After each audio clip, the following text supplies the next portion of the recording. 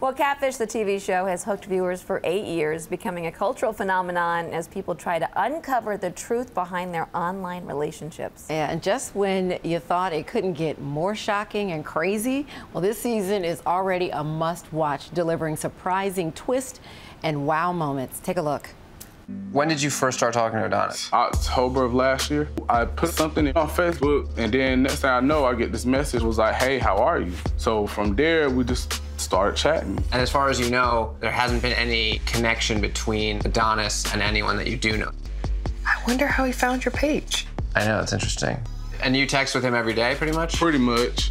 And you've seen how many pictures? Like 2 or 3.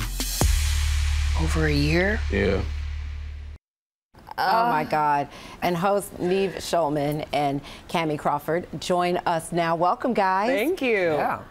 So, Neve, let me start with you. There's so many questions, not enough time. You've been doing this for 8 seasons. Does anything surprise you anymore?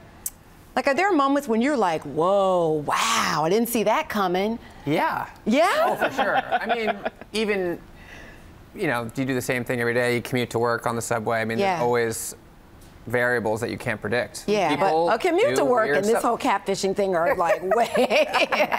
There's some big He's like, it's a job. No, but anytime you're interacting with real people in real situations, you really don't know what you're going to get. Right. Yeah. Well, you guys are like part investigators, part security guards, part therapists. So, my God. Kamie, as the new co-host on the show, what has been the most challenging part for you? I think being part punching bag sometimes is hard because you never know what, like you said, you never know what you're going to get. So every situation is different. Every catfish is different. Some come in humbly and, you know, apologetic, and some are a little guns a-blazing. Yes. Yeah. Wait, so did you sit down before the show started and did you give her any advice on like? Well, I have to admit, we sort of tried out a bunch of people for the co-host position. Right. Yeah. And of them all, Kamie was already the biggest fan of the show. That was his favorite. So she had really done her research and understood how the show worked and sort of the role that she was coming in to sort of fill, and like I didn't have to give her much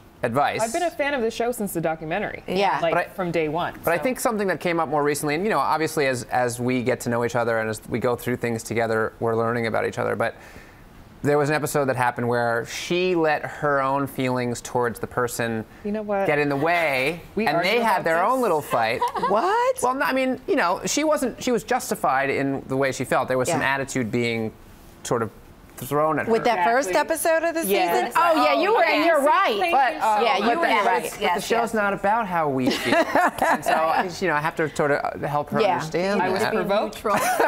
You were. That's why she wanted to talk to you, the woman. She actually provoked. Yeah, he also. This is a constant. Yeah, constant thing. But let me ask you this. One thing that I do appreciate about both of you is how you go into these situations with no judgment towards the person that's being catfished. Because I'm sitting at home and I'm like, how is this person in this relationship for 6 years and they haven't met them? Like, how do you mentally do that? Because I think you do a great job of making those people who are victimized feel comfortable. Yeah. Well, I think that's like one of the biggest questions that I'm asked by my friends too. They're like, how do you not laugh when these things are happening? Like, how do you not laugh in people's faces? I'm like, if you were there, you wouldn't laugh. Yeah, it's not funny. Real feelings that are being hurt. These are real people, and they have real stories and real pasts that may not make it to air, but we hear it, and it's never funny. Well, also, we all have things that we've done that we're embarrassed or ashamed or not proud of, and in this case, these people, they don't want to come on TV. They're not looking for 15 minutes of fame here.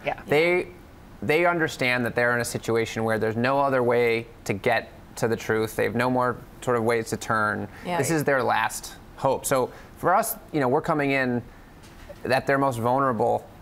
And so, there's nothing funny about it. I mean, you have to, you want to help. Go, like past romantic relationships, though, because you did your first DNA test on the show to see if two women were actually sisters. Yeah, that's right. That one actually made me cry. That was very, very emotional. All of the episodes have like a bit of emotion to it, but this one, for some reason, I have 5 sisters, so just any story about sisters, I'm automatically inclined to cry. And this is the first time you have done anything outside of a romantic relationship? No, we've had certain episodes in the past that have not been solely romance. But this is the first time we've had someone who was approached online by someone claiming to be a sister.